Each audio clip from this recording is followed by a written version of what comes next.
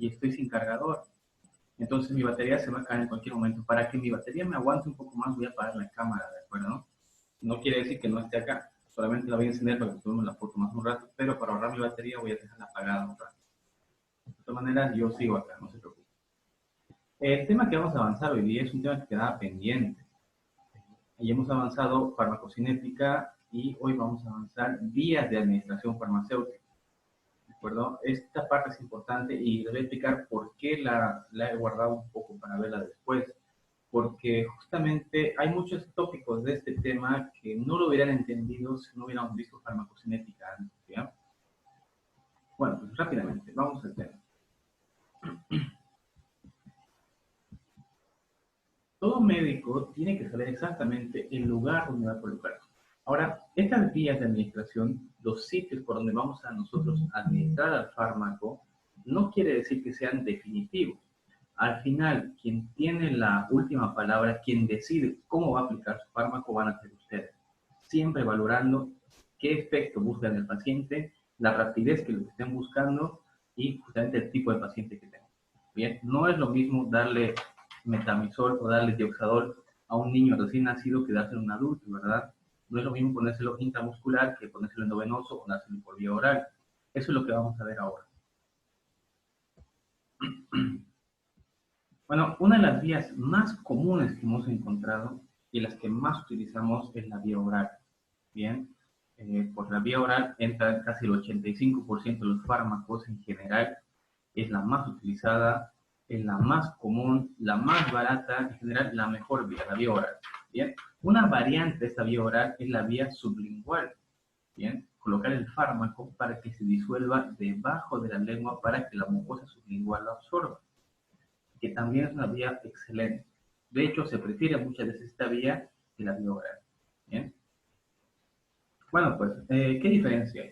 En el caso de la vía sublingual, las arterias sublinguales que están debajo de la lengua van a absorber el fármaco y lo van a mandar por la circulación de la arteria lingual a la carótida. Y la carótida, por circulación mayor, se va a encargar de hacerla circular este fármaco por todo el cuerpo por la circulación sistémica. Es decir, de que cuando yo me tomo un fármaco por vía sublingual, va a entrar directamente a la circulación sin hacer fenómeno del primer paso. Si recordamos un poco, el fenómeno del primer paso consistía en el paso del fármaco por el hígado, donde se metabolizaba parcialmente. Muchas veces inactivaba casi todo el fármaco y lo perdíamos. Bien, la vía sublingual, la ventaja que me da es justamente esa. No va a pasar por hígado o una fracción mínima va a pasar al hígado, lo que me permite que el fármaco casi en un 100% esté disponible.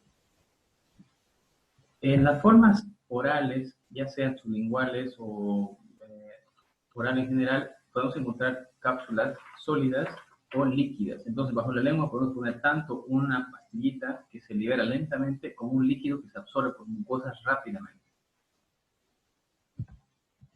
¿Qué ventajas me va a dar esta? Bueno, pues las cosas buenas en general de todo lo que es vía oral, dar fármacos, pastillas, jarabes, comprimidos, cápsulas, casi cualquiera de estas, es que es fácil la administración. Bien, los fármacos son mucho más económicos cuando son por vía oral. Un ejemplo es la levofloxacina. La levofloxacina es un antibiótico de amplio espectro, una quinolona muy utilizada, lo utilizamos casi para muchas enfermedades, infecciones, patologías pulmonares. Bueno, pues un comprimido de levofloxacina cuesta entre 1 a 2 dólares aproximadamente, dependiendo del laboratorio. Hablamos de 8 a 10 bolivianos cada comprimido, en promedio. Pero si la levofloxacina la utilizamos en vía endovenosa, cada ampolla por vía endovenosa puede llegar a costar incluso entre 15 a 20 dólares cada una. Dese cuenta de $1 a 20 dólares por cada dosis. Entonces, fíjense la diferencia que hay en el coste del tratamiento para el paciente. Bien. Una ventaja que me da también es que se potencia la acción según la dosis que le da a mi paciente. Más dosis le doy, más se va a distribuir a nivel del organismo. ¿Qué ejemplos negativos tenemos o qué contras tenemos contra la vía oral? Bueno, pues suele haber irritación de mucosas dependiendo del fármaco. Algo muy indeseable es justamente el hecho de que El fenómeno del primer paso lo que hace es destruir o inactivar esas drogas que vamos a presentar al paciente. Un ejemplo de este es la insulina, por ejemplo. ¿Por qué creen que no se da insulina por vía oral? Porque esta, cuando se entra en contacto con el estómago, se inactiva completamente. ¿Bien? Si el paciente está con diarrea, por ejemplo, si está con gastritis, no va a absorber el fármaco tampoco. Y algo muy importante, es dependiente del paciente. Cuando yo le doy el fármaco a mi paciente, estoy dependiendo de que él cumpla el tratamiento. Si él no lo cumple, el fármaco no va a tener efecto. Bien, yendo rápidamente, entonces, nuestro paso era la vía sublingual. Nos fijamos en el dibujo aquí, por debajo tenemos dos venas sublinguales y hacia abajo en el piso hay una cadena amplia, es una red inmensa de arterias sublinguales. Es ahí donde se aplica el fármaco que me va a permitir un efecto rápido si la pastilla que le damos se disuelve rápido, el efecto va a ser inmediato. Hablamos de que cuando se administra el fármaco por vía sublingual, el efecto suele ser como mucho en 15 a 20 minutos. Bien, por eso muchos fármacos para emergencia se dan por vía sublingual. Bien. ¿Qué ventajas me da la vía sublingual? Bien, pues que habíamos visto que la absorción es grande, es rápida la absorción, una distribución excelente por vía sistémica y llega donde quiero que llegue. Es fácil, simplemente colocar la pastillita y dejar que se disuelva y es un fármaco seguro. ¿Qué desventajas tengo? Bueno, pues que yo no le puedo dar a mi paciente dosis altas del medicamento. Tengo que darle dosis pequeñas, no puedo darle infusiones continuas tampoco. Dependiendo del fármaco, por ejemplo, en el caso de la nitroglicerina, que se utiliza para la angina, es un potente vasodilatador, suele producir cefaleas secundarias o irritación de mucosa. En caso que el sabor sea desagradable, puede llegar a inducir vómitos en el paciente o que salive demasiado. Si el paciente saliva mucho, no va a absorber el medicamento bien. La vía parenteral es una vía que utilizamos muchísimo cuando estamos internando pacientes. ¿En qué consiste? Pues básicamente es eso, ¿no? Inyectar a una paciente con una aguja hueca para inducirle el fármaco. Esta vía parenteral puede ser vía endovenosa, puede ser vía intraarterial, puede ser intratecal, puede ser por cualquier medio que implique usar una aguja para pasar el fármaco. ¿Bien? ¿Qué características tiene esta? Bueno, pues de que lo vamos a utilizar en pacientes que tengan defectos de absorción. Por ejemplo, un paciente que esté con diarrea, que esté con vómitos, que esté con gastritis, con trastornos digestivos que me impidan dar el fármaco para que se pueda absorber. Bien. Al darle por vía endovenosa, estoy salvando el hecho de que mi paciente inactive el fármaco. 100% del fármaco que le administre, 100% que va a entrar en la circulación. Está establecido que dándole por vía endovenosa, este fármaco va a hacer efecto rápidamente. Bien, una pastilla tarda horas incluso en hacer efecto, cosa que un fármaco endovenoso lo hace inmediatamente. ¿Sí? Todos tenemos pacientes, ustedes lo van a tener también, cuando les damos el tratamiento nos dicen que sí a todo. Sí, voy a tomar mis pastillas en mi hora. Sí, voy a comprarme mis comprimidos. Y cuando llega a la casa, lo primero que hace es olvidarse del tratamiento. Por la vía endovenosa, yo lo estoy administrando o la enfermera, nos estamos asegurando de que el paciente cumpla el tratamiento completo. Bien. Además que da igual que el paciente esté consciente o inconsciente, no necesito que el paciente esté despierto para administrar el fármaco. Bien. Y finalmente, pues bueno, a un paciente que está con vómitos, náuseas, no le puedo dar vía oral, de elección vía parenteral, ¿no? ¿Qué es lo que vamos a utilizar para esto? Bien, pues lo que se hace es administrarle un fármaco, por lo general diluido, ya sea en agua, una solución oleosa, o en alcohólica, o agua, básicamente, ¿no? Agua destilada o en solución acuosa, para que se pueda administrar. Bien. Ahora, la diferencia que hay, por ejemplo, cuando usamos soluciones acuosas de base hidrofílica, actúan rápidamente, se liberan rápidamente, pero su efecto suele durar menos. En cambio, cuando utilizamos fármacos oleosos, son más pesados, duelen un poquito más, pero se liberan más lentamente. ¿Qué ventajas me van a dar? Bueno, pues que su efecto va a prolongarse un poco más. Un ejemplo de esto es la penicilina nesatínica. Cuando se administra es de liberación lenta. al ser su liberación lenta, su efecto de esta penicilina benzatínica que se administra por vía intramuscular es de casi una semana. ¿Bien? Esa diferencia tenemos entre la acción. Ya puede ser rápida y de efecto corto, o puede ser acción lenta de efecto retardado. Bueno, pues, ¿qué ventajas y desventajas tenemos de la vía parenteral?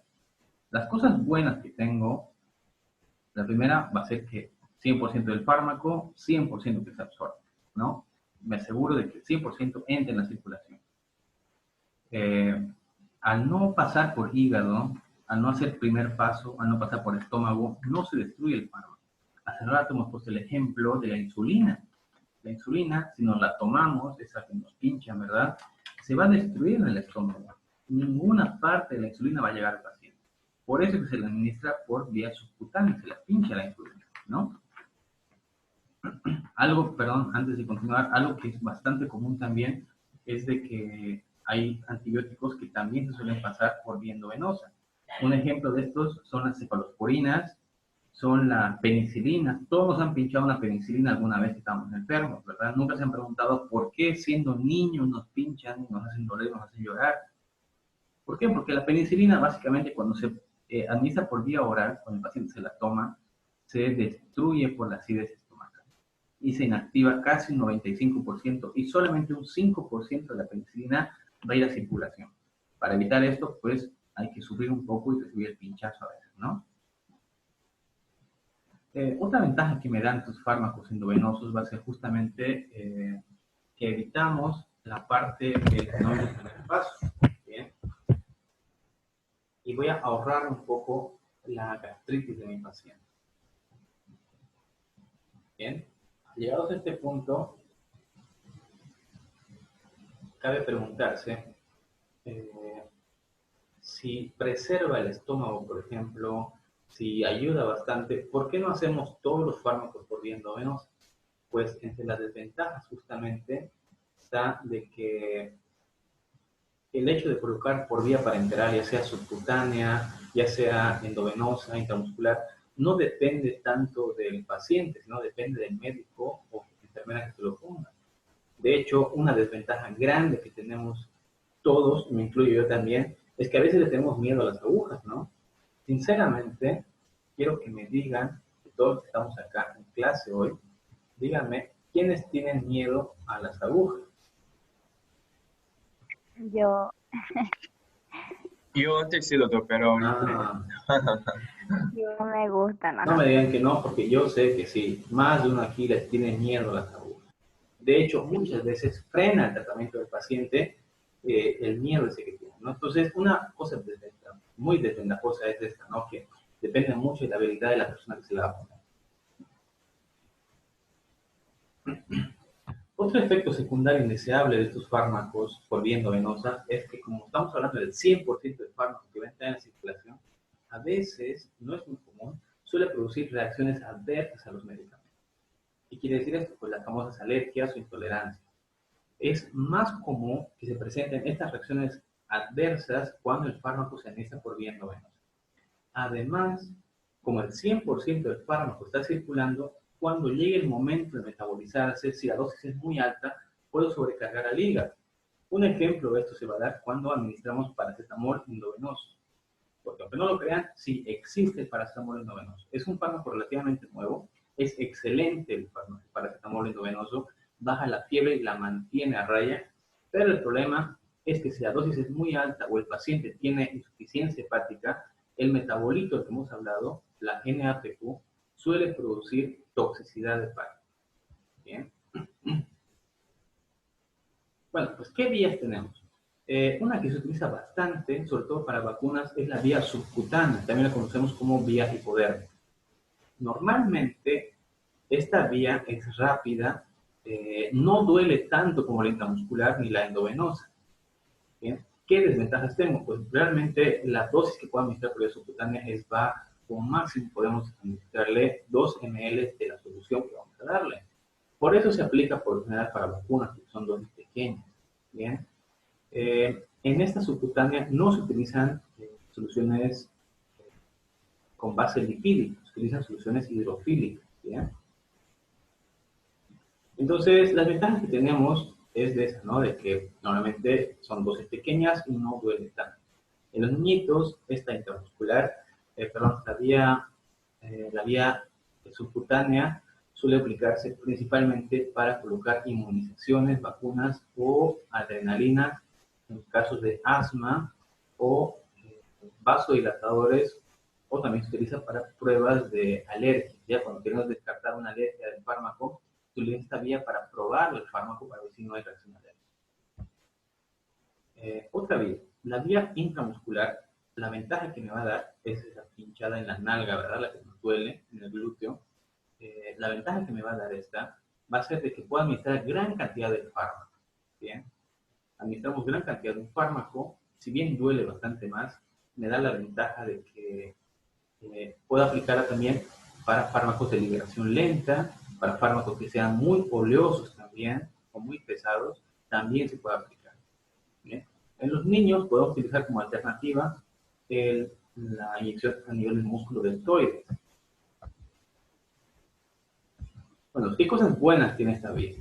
En primera, que la absorción del fármaco va a ser bastante grande, hablamos de más de un 70% de absorción del fármaco. Podemos utilizar soluciones acuosas, base líquida, podemos utilizar soluciones pesadas de base a grasa, a líquidos oleosos, y es la más común. Además que no requiere mucho entrenamiento. Bien, hay que tomar en cuenta los cuadrantes que se utilizan a nivel del glúteo para colocar la inyección y descartar justamente los efectos secundarios o efectos indeseables de poner la mano. El más común que van a tener va a ser el lesionar el nervio ciático. Si la inyección se coloca muy por debajo del cuadrante inferior, podemos pinchar el ciático y lesionar. El paciente va a estar arrastrando la pierna durante un mes. ¿Bien? Otro efecto secundario que tenemos es que a veces el fármaco entra muy rápido y crea una bolsa. Todo el fármaco que estamos administrando se encapsula y no se libera y se queda atrapado ahí.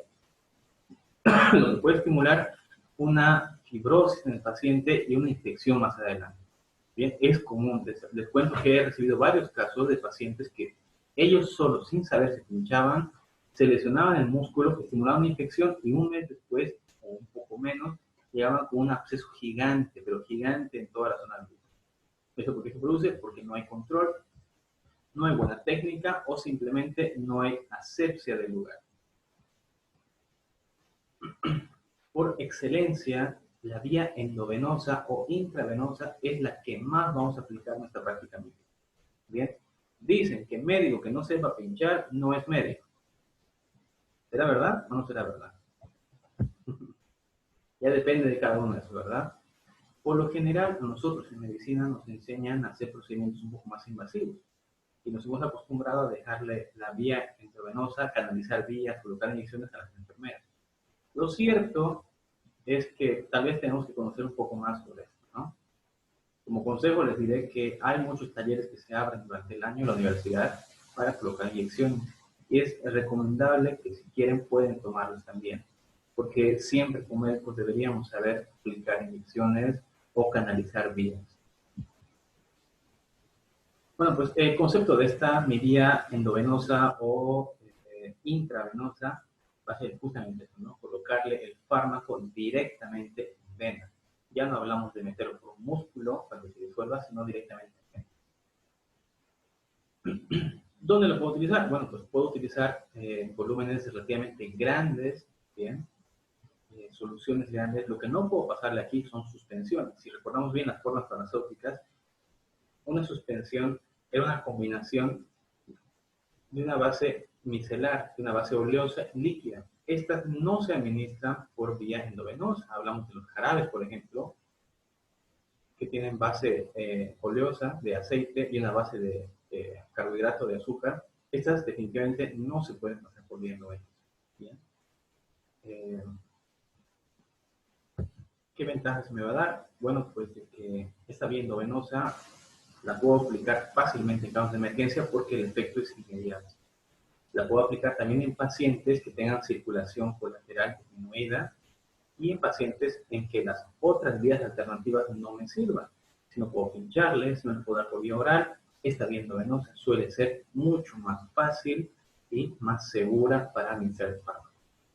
Bueno, pues ¿Qué ventajas tengo? Yo como médico calculo la dosis de mi paciente. Bien, yo sé exactamente cuánto le voy a dar.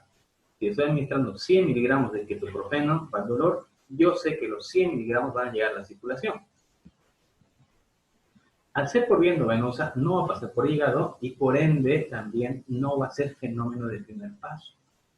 Al no hacer el primer paso, yo sé que este fármaco no se va a metabolizar todavía antes de hacer su efecto.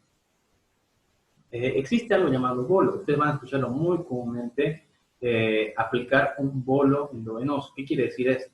Bueno, pues un bolo básicamente es el fármaco, la ampolla que estamos administrando, pero mezclada con una dilución. Puede ser con 50 ml de solución fisiológica, puede ser con 100 ml, dependiendo de la cantidad. Cuando mezclamos o diluimos el fármaco con solución fisiológica o agua destilada para diluirlo, eso que vamos a administrar al paciente se llama bolo. ¿Bien? Por lo general suele ser entre 10, 20 o hasta 50 ml de agua. Y finalmente, bueno, pues esto se va a diluir en la circulación, se va a distribuir y va a tener su efecto en el paciente. ¿Qué ventajas tengo de esta vía endovenosa?